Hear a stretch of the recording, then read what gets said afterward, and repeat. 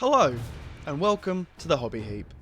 My name is Connor, and today we're going to be continuing our Monster Hunter Cross Seraphon series by turning our Bastiladon into the angriest ankylosaur in town, the Apceros.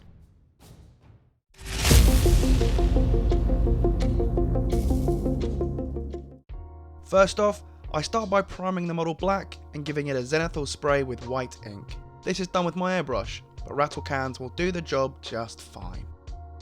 Next, we're going to cover the carapace and any hard-shelled areas of our angry fella with Citadel's Gore Grunter fur. Contrast paints go over our white zenithal really well and give us this lovely mottled texture. The contrast also seeps into all the cracks between the scales to give us some depth.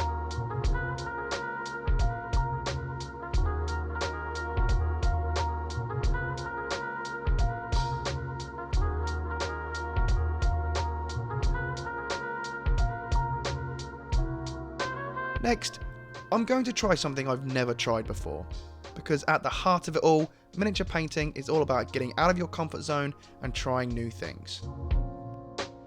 I'm going to take Citadel Doom Ball Brown and take a small bit of sponge. This can be from a washing up sponge, a bit of sponge from packaging, doesn't really matter as long as it's spongy. I'm going to pick off bits of sponge to make the surface a bit more uneven, then dip it into some thinned down paint and just start applying this all over the carapace. I'm not aiming for full coverage here, I still want some of our original colour coming through underneath. This gives us this amazing mottled and almost random pattern on the shell, which helps with the natural effect I'm going for.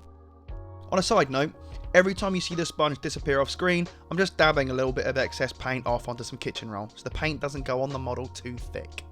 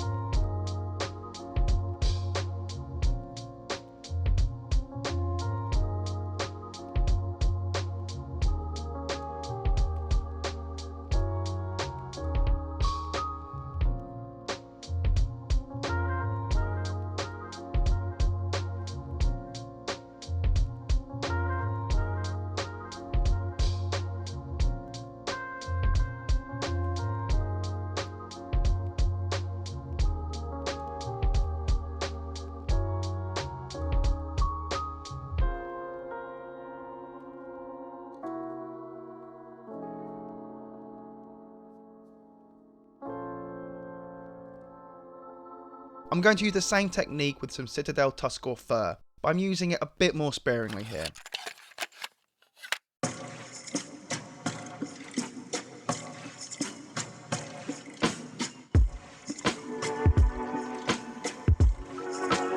It does look extremely bright and out of place on the video, but I promise you, once it dries, it blends in like a dream.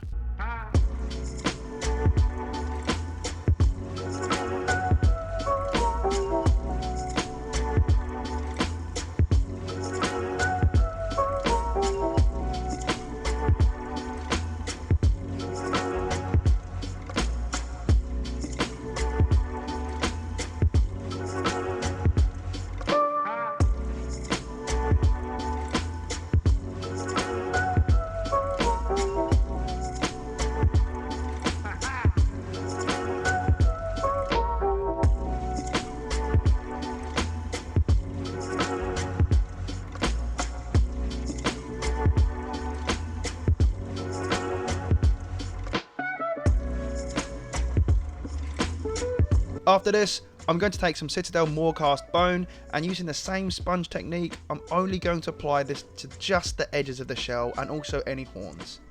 It's also worth noting here that I don't change my bit of sponge between colours, which means the colours start to mix a little bit.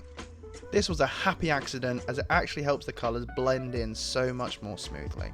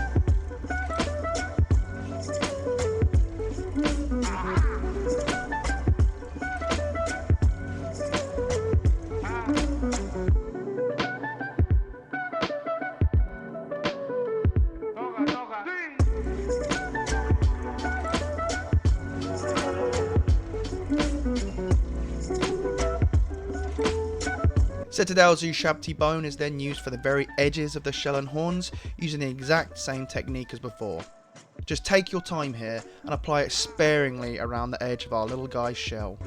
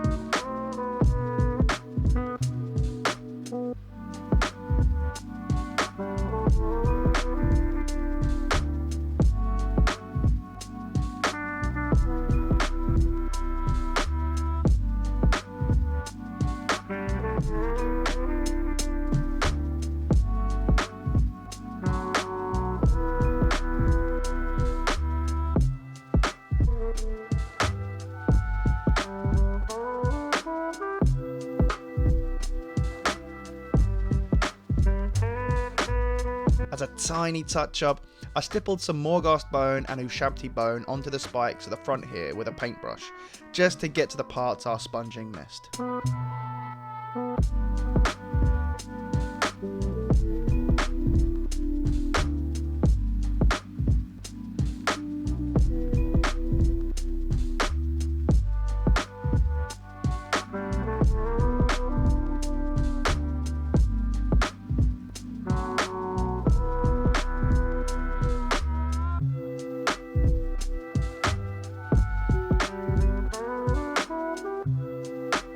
Now, here on the Hobby Heap, we're all about character development and evolution, and that's why for the Bastiladon's belly, I'm going to start with Citadel's XV88. I want the belly to be a creamy colour, but because I'm painting over black, I'm going to start with a much darker colour and build it up. Those who've watched my Tigrex Carnosaur video saw how many coats of Rakarth flesh it took to cover the belly, and I learned from my mistakes. Sort of. 2 thin coats of XV88 later, we hit the entire belly with Citadel's Agrax Earthshade. Now, I'm not going to lie to you gang, I'm not being super careful on the belly here, as when the model is attached to the base, you can hardly see it. So, I just slapped this stuff on. After this is dried, we tickle his tum-tum with a dry brush of Citadel's Xantry Dust.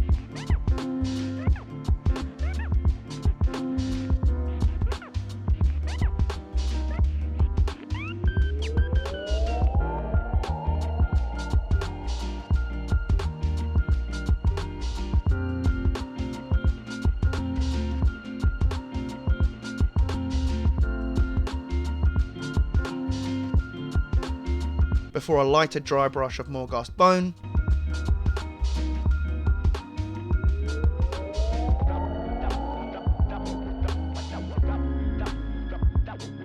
and an even lighter dry brush of Ushabti bone. I focus more around the face here, as this will be more visible than his belly button.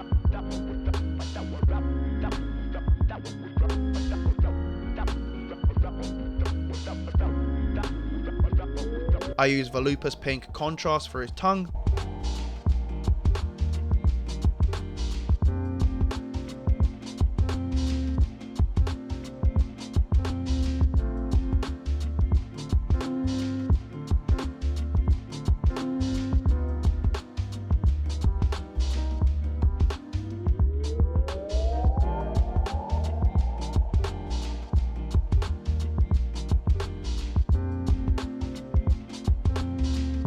Mournfang brown for his claws,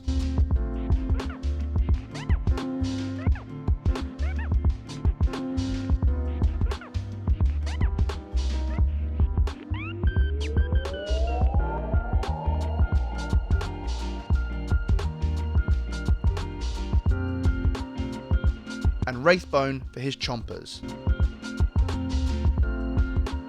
9 out of 10 dentists recommend Wraithbone.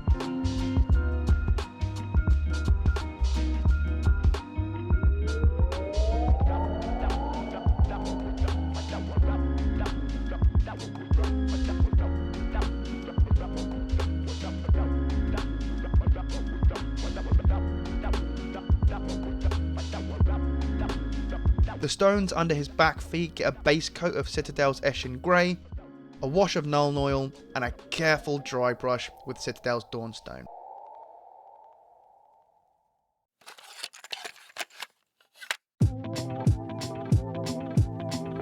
Retributor armour was used for his gold headband,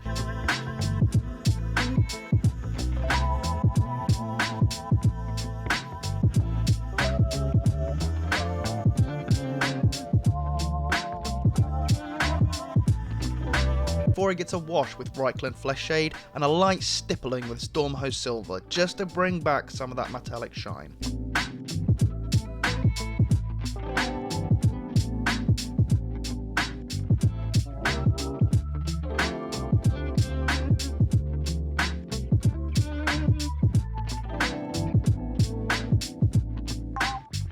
Our final step is the eyes. They first get a base coat of Ulthuan Grey to help our Imperial Fist contrast paint pop more.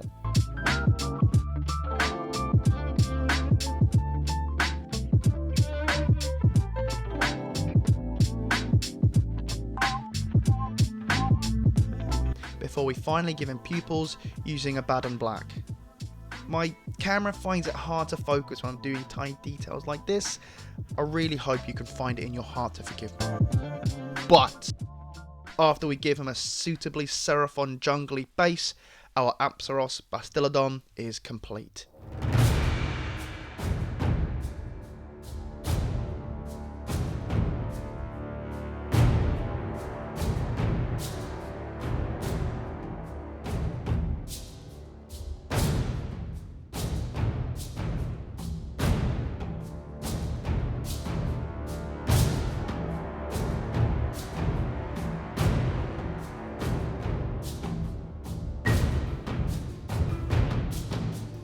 I'm honestly so happy and a little bit surprised with how well the sponging technique on the shell worked. It looks a lot more natural and didn't take much time at all. Sometimes you have to try new techniques in miniature painting, and not all of them have to be as difficult as object source lighting or non-metallic metal. If you want to see how I make my jungle bases, then check out my last video. A massive thank you to everyone who's watched already. It's currently sitting at my most watched video by an absolute mile. And I've had so many lovely comments from you guys. So thank you again. If you enjoyed the video, please give it a like and comment below if you think I've done the Apceros justice, or if you think I've missed some key details. If you want to see me continue to tackle my pile of shame, then also please consider subscribing. I'm thoroughly enjoying making content, and likes, comments and subscribers help my channel to grow, which fills me with sheer and utter joy. If you're feeling particularly generous, I have a Ko-Fi link in the description where you can donate to the channel, which will help me invest in better equipment and better supplies. Thank you to everyone who's made it this far. Thank you to my subscribers, my Instagram and my Twitter followers. You guys truly are amazing. Until next time, look after yourselves, look after each other, and we'll see you next time on the Hobby Heap.